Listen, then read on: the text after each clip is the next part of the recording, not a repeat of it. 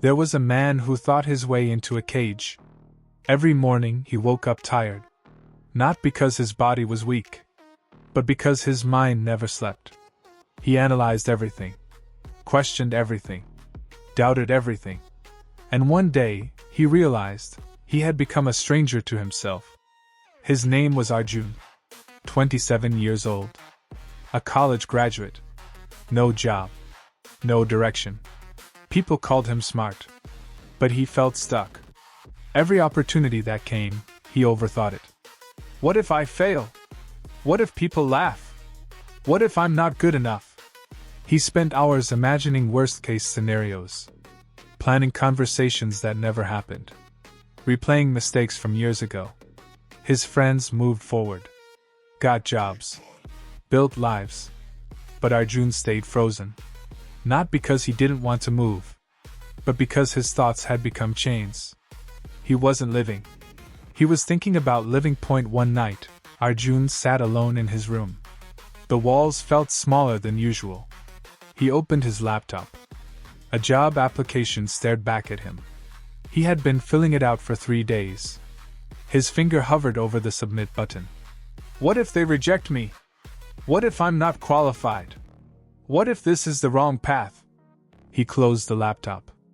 Again. He looked at the mirror across the room. But he didn't recognize the face looking back. His father knocked on the door. Arjun, are you okay? He wanted to say no, but instead he smiled. Yeah, Dad. I'm fine. That night, he couldn't sleep. His mind was louder than ever. Thoughts stacked on top of thoughts. Worries feeding worries. And suddenly he whispered to himself, I don't even know who I am anymore. The next morning, Arjun went for a walk. Not because he wanted to, but because he couldn't sit still anymore. He walked without a destination. Just walked. After an hour, he found himself near a small temple at the edge of the city. An old man sat outside, feeding pigeons. Arjun sat on a bench nearby. The old man noticed him. You look tired, son. Arjun nodded. I am. Tired from work? No. Tired from thinking. The old man smiled. Ah. The heaviest weight in the world. Arjun looked at him, confused. The old man pointed at the pigeons. You see these birds? They don't think about flying. They just fly. They don't worry if the sky will hold them. They trust it. Arjun stared at the birds. The old man continued. You've been thinking so much, you forgot how to be. You're trying to control everything in your head. But life doesn't happen in your head. It happens out here. He tapped Arjun's chest. Stop asking what if. Start asking what now. Arjun felt something crack inside him. Not pain. Relief. That evening, Arjun sat at his desk again. The laptop was still there. The application still incomplete. But this time, something was different. He didn't try to think his way through it. He didn't plan every possible outcome. He just started. He filled in the blanks. One by one. Without stopping. Without second-guessing. And when he reached the submit button, he didn't freeze. He clicked it. His heart raced. Not from fear. From freedom. For the first time in years, he didn't know what would happen next. And that was okay. Over the next few weeks, things changed.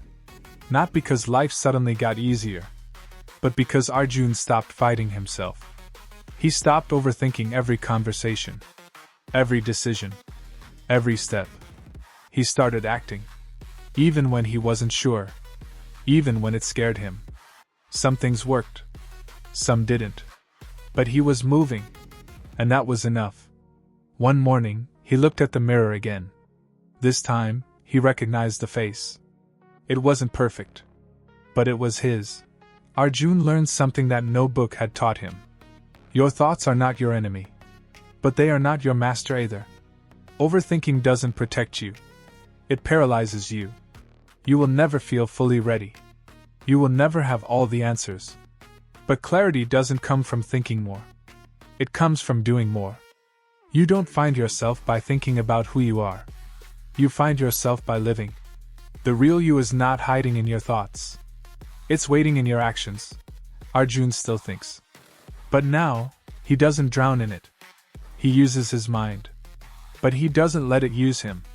And the man who once felt lost in his own head finally found himself in the world. Not by overthinking his way out, but by stepping forward, even when his mind screamed to stay still. If this story touched you, like this video. Share it with someone who's stuck in their own head. And subscribe for more stories that speak to your soul. Because sometimes, the most powerful thing you can do is stop thinking and start living.